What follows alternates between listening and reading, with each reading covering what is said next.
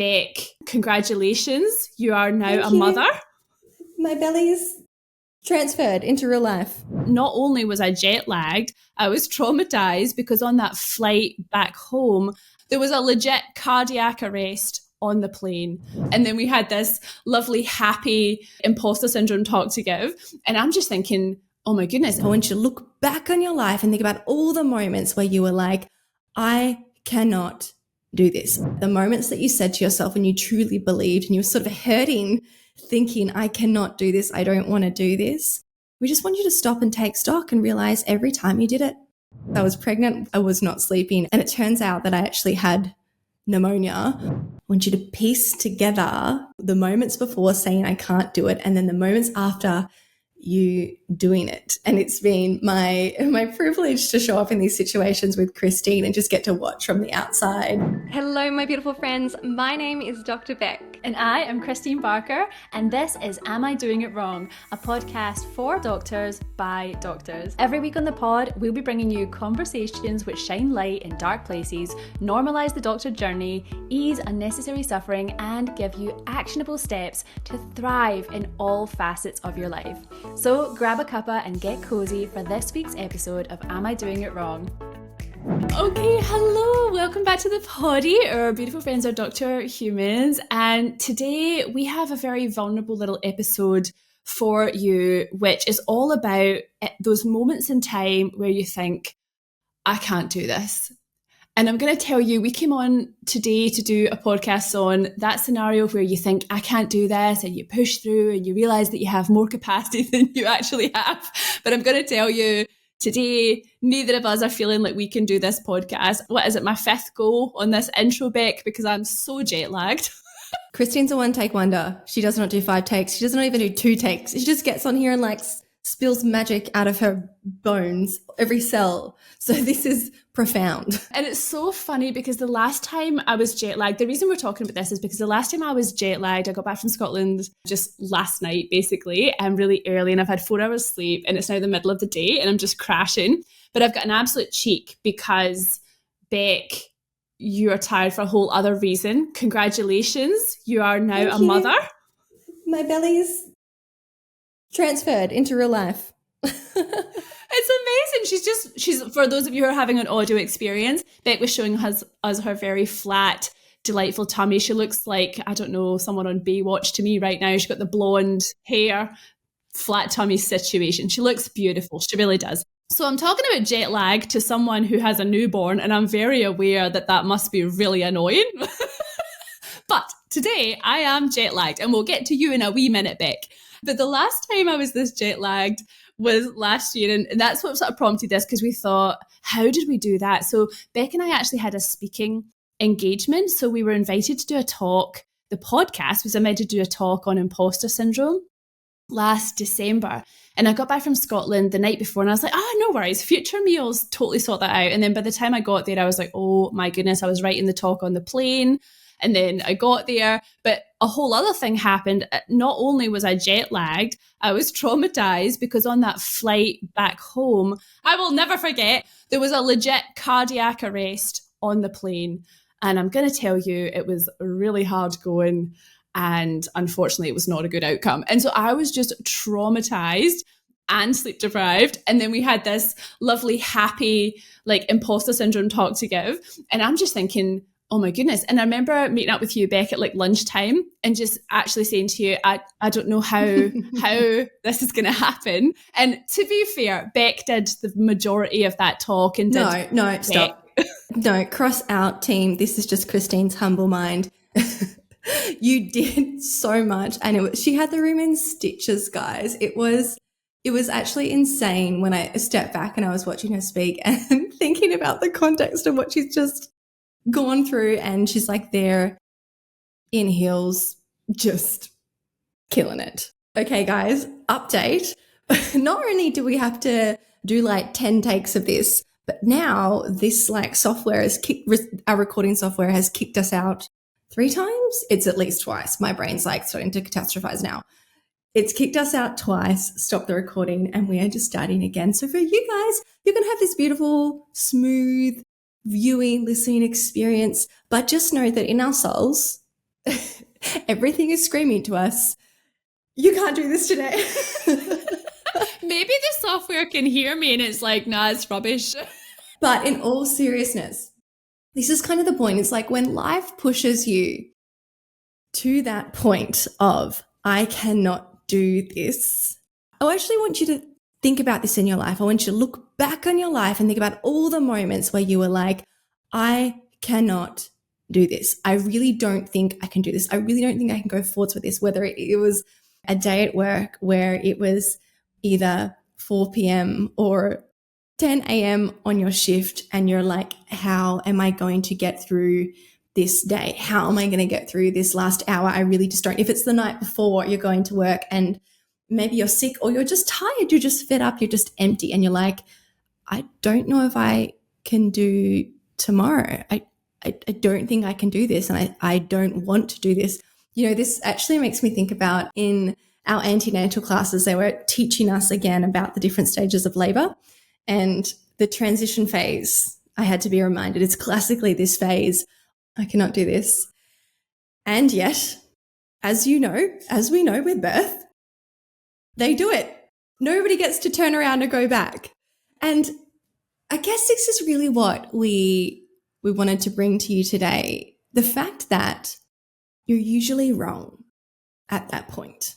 And if you look back in your life, you will probably find time and time again that the moments that you said to yourself and you truly believed and you were sort of hurting, thinking, I cannot do this, I don't want to do this.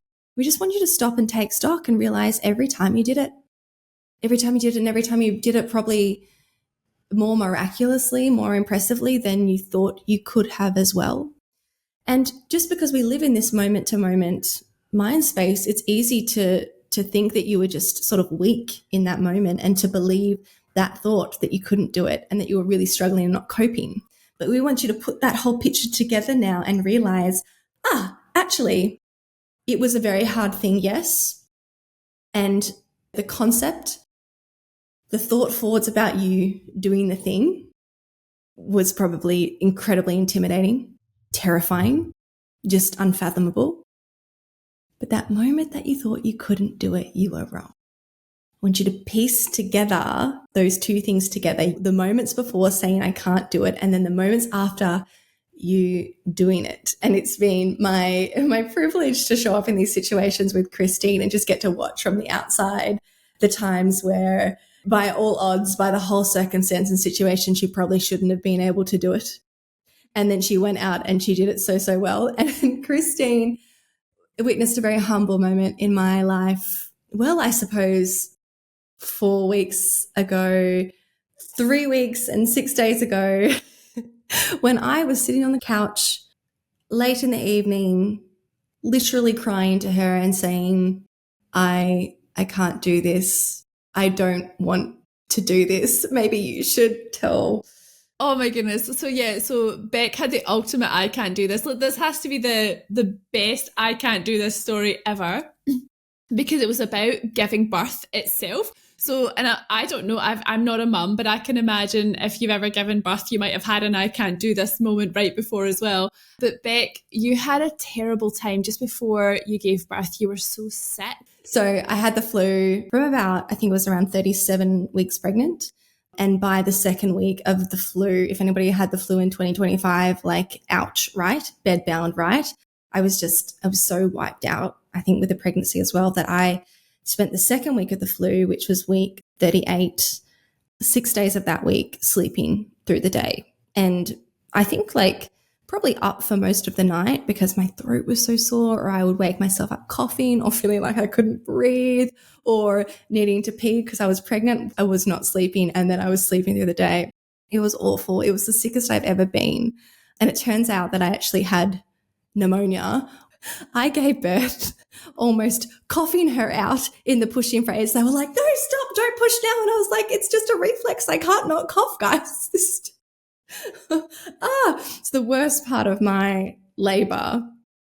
It wasn't the pain of the contractions. It was the moments between the contractions where I was like, I just want to put my body down and go to sleep. Is there somewhere I can put my head down? But I was like, not in position to do so. Oh my goodness. And so the night before I was in the depths of the flu, I felt the labor coming on. I was aware that it was a bit of a different feeling, and I was messaging Christine, and I was just sitting there with my eyes kind of wide, looking out into the universe for any kind of like glimpse of hope, thinking, please don't make me labor in this physical state. Please let me rest. Please let me recover to do this big thing. And look, the message I got back was, you don't need a rest. You've got more capacity than you think. We're going to do this. Let's do this. Let's go. And I tell you what, guys, Christine has a choice whether she shows up to this podcast today in her jet lag state. Christine had a choice last year whether she showed up to that live, semi-spontaneous talk event in the state that she was and with the events that unfolded on the plane. And I didn't have a choice as to whether I would have gone through with what I did or not. But I almost want to say it was a good thing for me, because every time Christine shows up and does the thing, she also shows herself that she was wrong when she truly thought she couldn't do it or it wasn't possible. I would have tapped out at that point. And look, it would have been fair enough, right? Let's just be clear. It would have been fair enough if I was like, no, I'd like to reschedule my labor, my natural delivery until a week later. Yes. But the point is, and the kind of message we want to send to you guys today is, as much as it feels like something that's happening to you and you don't want and that is too hard, the gift at the other side is when you do the thing, you get to see you had so much more capacity than you really thought. Like your estimations of yourself and your self-concept, they weren't reflecting your greatest capacity. I love seeing this concept play out, and I've loved seeing it play out with you, Christine. After making the choice to do it, what are your reflections on your capacity versus your initial thoughts about the capacity that you had? Oh, well, I'm obviously just so impressed by you as well, though. Like, can we just, like, you got to understand, like, she was doing that I can't do this conversation. You had, like, the sixth sense that you may be going into labor. And I was getting this voice message being like, I can't do this. I need to recover. I can't do this. I feel so unwell. I can't do this. I think I might be going into labor. And she's like, I really don't want to right now. And then at 4 a.m, you went into labor. Is that right? Like, so just, it was really soon after this little, I can't do this meltdown. And then the next thing, you got to the other side of that and you were like, oh my goodness, I did do it. And I have a baby and she is amazing. And you were like blissfully oxytocined out. And it was, it was so nice to listen to this little contrast. So I think go back to my jet lagged mess experience. To be honest, I was surprised that I was able to do public speaking jet lagged and pull it off like that. But I think that your story is like the ultimate story, so we should sort of focus on that. But what's ironic is today I'm wondering, it's so funny because we came on here being like, in those I can't do this moments, you should just do it. And then you'll get that feedback that Beck's talking about how you can do it. And like we say, we've done so many takes and there's been tech issues. And I right now I'm maybe thinking that maybe we can't do this. Which is very ironic and not the point that we were trying to make at all. So, yeah, it feels like every time I speak, I do something wrong today. So, yeah. No, you know what? This will be a much loved episode by some of you guys. Please give us the affirmation that we need here, that this episode should have happened, because it's just real, isn't it? I think what all of us want as doctors so desperately is to just organize our lives enough, pre-prepare enough, like, even down to like getting your food sorted for the week before you tackle that ridiculous clinical week and being like, this week I'm going to be so organized that I actually get to eat lunch every day, or I have a reasonable dinner each day, or I don't know, my car is clean as I drive to work, or just like my clinic letters are like all actually done during the clinic, or at least before the clinic day ends. I think spend our whole lives looking forwards and striving towards the time where we are so organized and perfected that then we can perform well. That finally then, now that we've got everything set up, then we can perform well. And I like that we're showing you just in like a different context here, which is like a very, public context, just like stuffing things up and really being imperfect and yet still producing something that is meaningful. Because like obviously our clinical work is incredibly serious, but also our patients are human and our patients don't need us to be perfect. And we don't need to be perfect professional robots to execute really good clinical care. A part of the thing we want you guys to know is in the moments that you think you can't do it, just recognize how you've proved yourself wrong a million times. And if you've never proved yourself wrong, this is your invitation. Plant this hypothesis for yourself. We've given you these scenarios as well where, and I'll give you another scenario. My partner, before he did his fellowship exams for plastics, he had appendicitis. I don't think it was ruptured. It was like on the brink of rupture, operated on less than a week before he did his fellowship. And this was also during COVID. Incredibly imperfect situation for an exam that everybody already said was the hardest exam that you'll ever do. All the people who have fellowed before and like even like the professors of plastics still talk about how they're so scarred by this fellowship exam.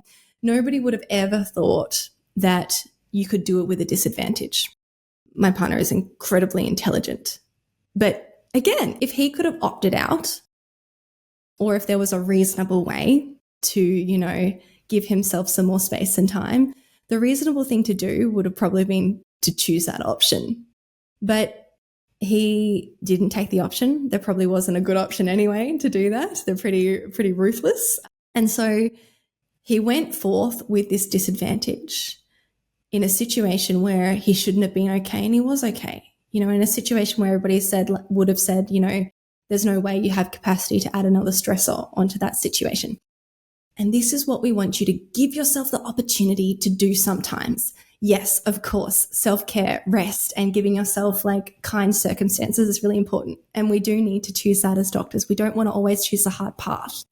And also, if you never choose the hard path, if you never give yourself a chance to do the thing that seems impossible, you'll keep believing it's impossible because you'll never show yourself, oh my gosh, it was possible. I could do it. You literally need to do the thing to disprove the belief. So we just want to give you that reminder, really. It's a reminder today that you do not need to keep making your plan in life to perfect everything and organize everything, create the perfect circumstances so you can do the thing that's already really hard.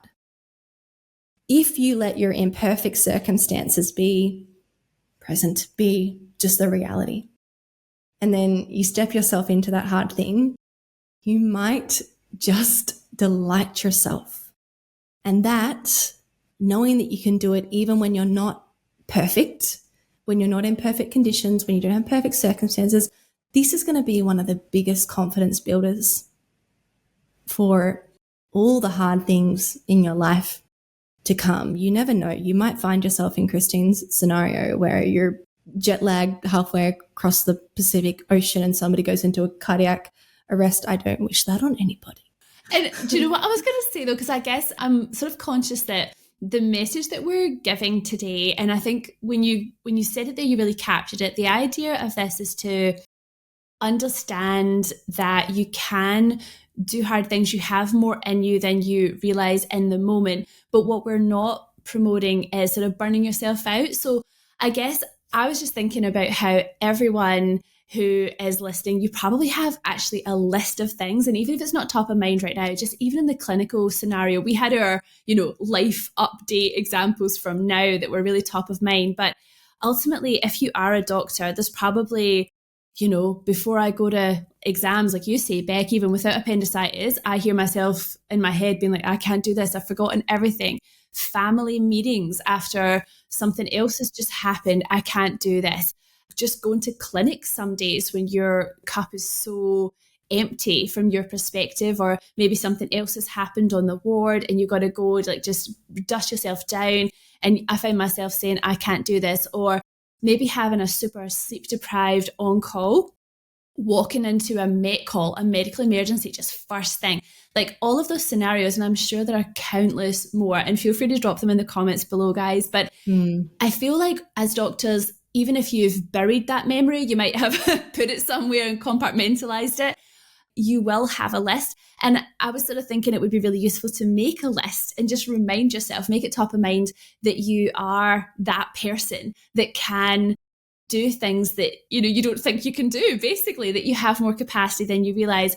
But we really want to emphasize that this is from a confidence point of view, just to help give you that extra edge when you are just showing up and doing all the hard things as a doctor in your clinical practice, but also other aspects of your life.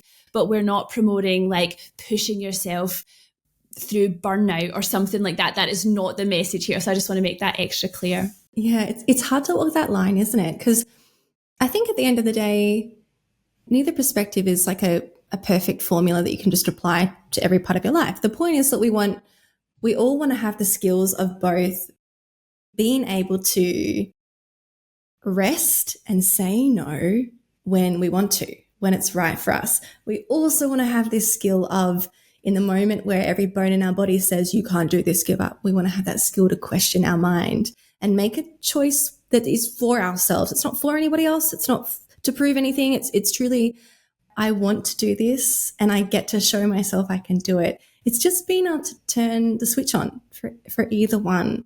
And all of this work, and this is particularly what coaching is about. It's not about, having a right answer for any situation, but it's being able to turn to yourself and be like, what do I want right now? Separate from all the external forces that are telling you what you should do or what's normal or blah, blah, blah. But just, what do I want right now? Do I want to use that skill that I've got of almost like nurturing and protecting myself and taking the rest and the resources that I need? Or do I want to use that other skill of showing myself, if push comes to shove, I'm a human being, and that means that with a bit of adrenaline, I can lift a car, apparently. Just because I've never seen myself do it doesn't mean I don't have the capacity, but I have to be thrown into the scenario to do it. I kind of sat back and I was like, look at it go and wrap up. I can't tell you guys how spontaneous these episodes are. And so how funny it is for me to sit here and watch Christine in her jet lag state. 20 minutes ago, she couldn't form just a normal sentence. She was like stuttering over her words and falling over herself and calling a question and answer. The truth is that asking for help is a skill too. And I don't think I would have got through that public speaking event if it wasn't for the fact that you were on the stage with me right beside me and could rescue me from any dysphasic episodes that I happen to have. And maybe the same thing is true right now. And maybe the same thing was true for you in labour because you had a support person as well. So maybe that's also true. If you're having one of those I can't do this moments, maybe have a support person, like a backup human in the room. It is so much easier than just like having to work it out in your mind by yourself, because your mind's just going to be like, yep, you can't do it. And in fact, I would really like to have a rest. So let's just shut this all down, shall we? Hi, Latte. Okay, I'm going to give you your mummy back because I know she's been away for almost a month and you need her time. Because if you can't see, Christine's cat Latte has been like walking around the perimeter of her frame. Thank you guys so much for showing up with us this is some of my most favorite episodes to do, where we just show up imperfectly, because it kind of is the message that we want to share on the podcast. And it is more than a message we want to send. We want to be able to demonstrate that, like, even as doctors, I know you think it deep down in your soul that you need to be perfect and your patients need you to be perfect, and all of the clinical care you need to give needs to be absolutely perfect to be impactful. That is something that we need to undo as doctors for the sake of our, longevity in practice and also just our joy in practice too. So thank you, Christine, for showing up even when it was obviously very hard. And I just loved from the start of the episode to the end. She's like summarizing, wrapping things up, synthesizing, bringing the points home, bringing the nuance. Boom. Boom. More capacity than you think. All right, my friends. We'll see you next time. Bye. We get so many heartfelt thank yous from our fellow doctors for having these vulnerable conversations on the podcast. If you want to say thank you too, we would be most appreciative if you left our podcast a review.